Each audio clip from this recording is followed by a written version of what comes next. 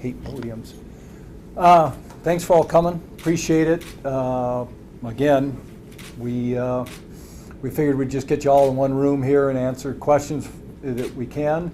In that regard, we all found out probably all at roughly the same time, about 1:15 today, that the NCAA has decided to forego the men's and women's basketball tournament, along with all winter championships, and then along with all spring sports and championships. So it's not just a basketball thing, though basketball, of course, is at the forefront of all of our minds, especially here at Gonzaga, here in Spokane, where we were expecting to have actually both our men's and women's basketball teams getting to stay home and represent not just Gonzaga but Spokane on the national stage here. So it is, it is what it is. So questions?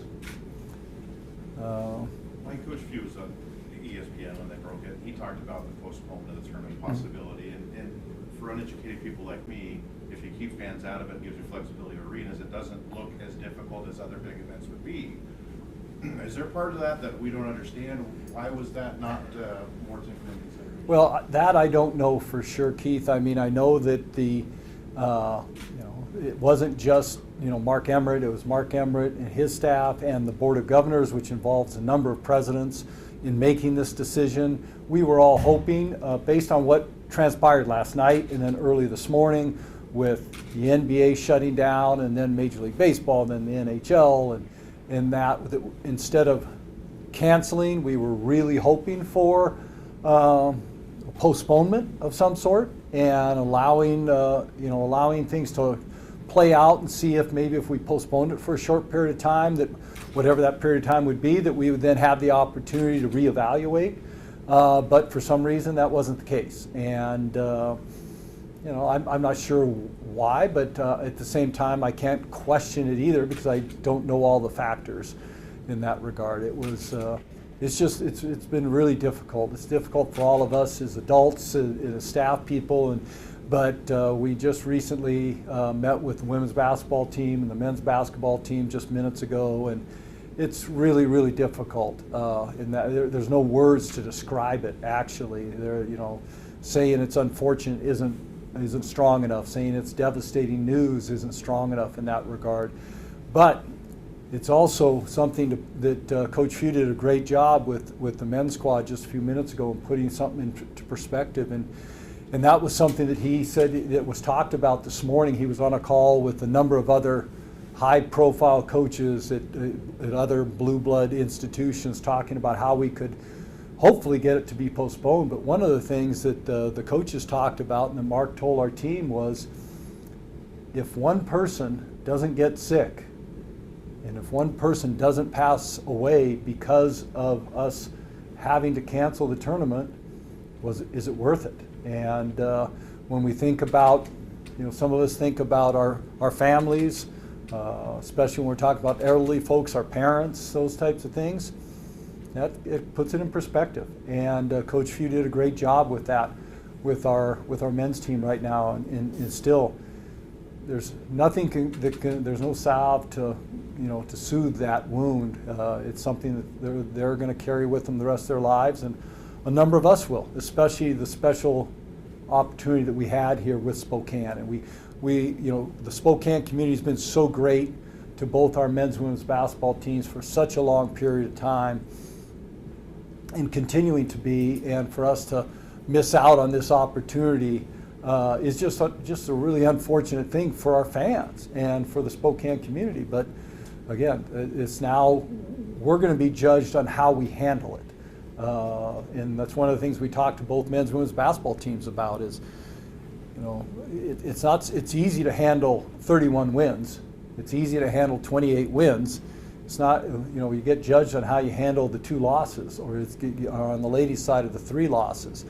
In our case, we're going to be, sometimes we get judged on how we handle adversity, and as our 18 to 22-year-olds, as they move on in life, they're going to run into adversity. And this is one that's completely outside of our control. We can't control any of it, and now we just have to be able to handle it moving forward. And I know I'm 100% confident in our coaches and our student athletes. And Coach Few just did an excellent job with his team of how to put that in that kind of perspective, especially in a year where on that men's squad, we would have gone into the tournament as not only a 1 seed, but depending upon what would have happened with the other tournaments, we could have been a number 1 overall seed. We could definitely be, and some prognosticators had us as a favorite, going, even a week or two ago as a favorite going in.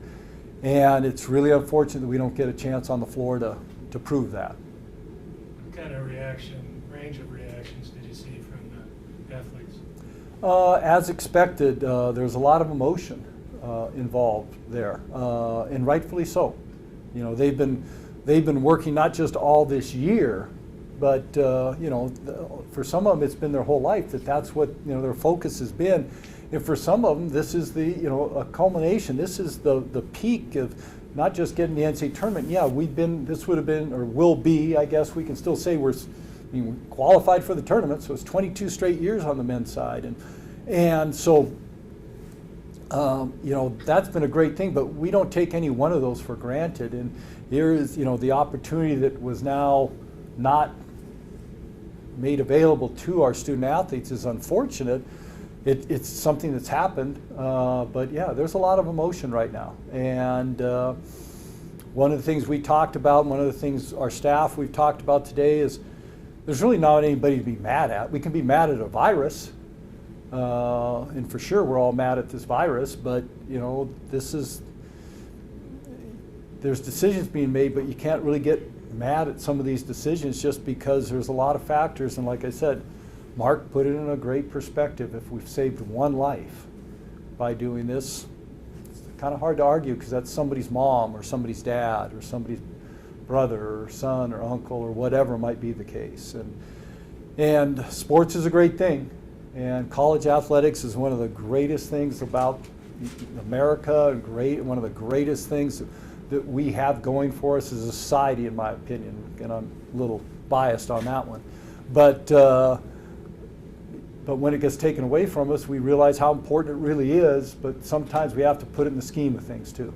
And health of our society, the physical health of our society is more important, and there's no argument on that one. Do you have a message to those outgoing seniors that worked so tirelessly to get to this point in their careers, some possibly even going to the NBA next season, for both men and women? I mean, it's a really difficult day, and it's an emotionally filled day for those seniors. And that's the hardest thing. Again, a senior now, in our case, on both sides, they don't get to play their last game. Actually, they played their last game, and now they knew they were going to get to keep playing, and now they don't get that opportunity. And it's not just for them, but it's also for their teammates. Because the team, every year, if this is the case, every year, the next year is going to be a different team. And in this year's case, this group on both sides, again, we're combined, what's the math there? 59 and 5? Is that math right, Todd? Yeah. 59 and 5. That's crazy, right? I mean, you think about that, little old Gonzaga. 59 and 5. Women are ranked 11th in the country, and the men are 2nd in the country and have been for weeks and weeks. We spent a couple weeks at number 1. They're never going to be together again getting to play the game, and that's really unfortunate. But that happens every year at some point. Hopefully this year, we were hoping it wouldn't happen until sometime in April after we got down cutting down the nets. But that's now happened a lot earlier, and it's a really hard time every year. In this case, it's just the magnitude is just so much greater because not having the opportunity to play and not having that opportunity to go out there one last time with your teammates and win another game. And especially when they've worked so hard, and we all realize, let's all go back to October or November 1st, and we're thinking about where these two teams were going to be. And now where they are today, and if anybody in this room says they thought the men were going to be 31 and 2, you're lying. Okay, we didn't think that we would be that good, and yet we are that good, and we've proven it on the floor. And the other great thing is that we got to see it again on Tuesday night with the men after, you know, during their celebration, they represent this university so well. How they have, they win with humility, and when we do get beat, you know, they lose with dignity. And the same with the ladies on Monday night. That was a tough loss, but they handled themselves great in representing us. And ultimately, again, that's one of the things we're trying to do with our young people on a regular basis, and for that matter, ourselves. And again, we're going to be judged on our worst days. And so we got to make sure that we're doing that right. And we get watched a lot. You know, people are paying attention to what we do, and yet we're judged not what we do when everybody's looking. We're judged by how we do and what we do when no one's looking. Mike, you touched on this at the very beginning, but it was going to be tough no matter what. But both these teams earned the right to play in Spokane. We've never seen anything like what was about to happen. How much harder is that? Oh, I think it's hard. I think it's harder on all of us maybe than even our student athletes. But it's hard for our fans. It's hard for our staff. I mean, they work so hard to and they earn this opportunity. See, no one is giving it to them. That's one thing I think some people, well, you know, we were going to have this opportunity to play in Spokane. Yeah, because we earned it. Both teams earned it. And it's just really too bad for Spokane. You know, not just Gonzaga, but Spokane. Spokane has done such a fantastic job of being Spokane for Gonzaga, and to miss out on this opportunity to have the hometown team here, playing here, having our fans be a part of that in any way, shape, or form. And then, you know, it was bad enough the other day when it was no fans, but we were still going to get to play, and now not even getting to play. It's a double whammy, that's for sure. There's been a lot of talk today that whether it's pipe dream or not about making a special one-year exemption for seniors to allow them to return for one more year. A, how logistically is that possible? B, would you support that?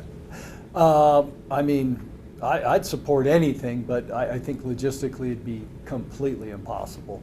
You know, it's one thing if you're talking about a sport that hasn't even started yet. Let's say there's a spring sport that they've all started by now, but they haven't played any games yet, let's say. That's one thing, but everybody has played the whole season. You know, there's nobody that is still playing the regular season. There was some teams that were in their conference tournament when this came down, but then you're saying that then they get to play another year. I don't know how you logistically do that. Plus, when you look at every institution is already recruited for next year, and then based on the seniors that are going to be graduating, where do the scholarships come from? You only have 13 in men's basketball and 15 in women's basketball. So that's the part that, you know, that's an emotional thing, and I understand why people would feel that emotionally, but I'm not sure logistically that could ever be pulled off in any way, shape, or form. And this is, you know, this isn't something that anybody created. Again, it'd be one thing if this was an issue that someone created. This is not. This is act of God. How possible would a May Madness have been? You know, we all thought that could be done. We thought could be a way to do that. I'm not sure that, you know, our emotion says that. Does the practicality say it? That's hard to say. I mean, what openings? Let's just keep it local. What openings does the Spokane Arena have going forward for Wednesday, Thursday, Friday, Saturday? So, you know, a lot of arenas that you're playing your opening round, and then the opening weekend, and the next weekend, and then off to a Final Four, they're usually booked way in advance on those things. So then it becomes, you know, do you then move it to someplace else? And there was talk, of course, when they talked about just yesterday when they were talking about, you know, no fans, and then there was a discussion of, well, do we need to play in as big of buildings? You know, do we need to play in Atlanta in the whatever dome, Mercedes Dome there? You know, and it'd be great from that standpoint. I think everybody would think that's a great idea because playing on the elevated floor in a big giant football stadium hasn't historically been the best basketball, but that's a moot point now, and so, you know, this is just what it is. Mike, with the spring sports, they canceled championships. Are they going to try to come back and play any games so the seniors can play, or is this in essence just the end of all of that? Well, most conferences have come out already today. Actually, prior to the NCAA announcements, a number of conferences came out with either suspension indefinitely or cancellations of all their spring sports. And so, no, I don't believe there's going to be anything moving forward. It really, again, doesn't change. The reason we're not playing games is because we're trying to limit the potential spread of this virus. And so to play games or do things in that sense is defeating the purpose of cutting back to start with, or canceling all these championships and thus all the contests. So Are all of your sports then shut down? yes.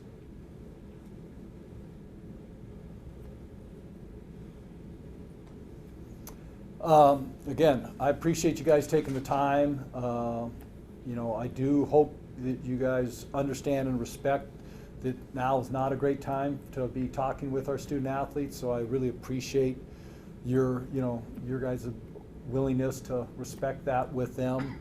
Not to say that down the road there might be an opportunity to discuss things with them as we get past some of this raw emotion.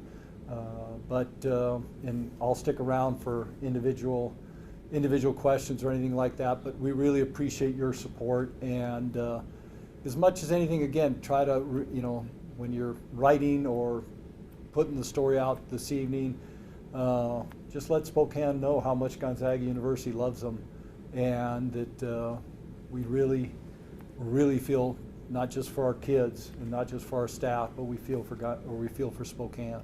So thank you.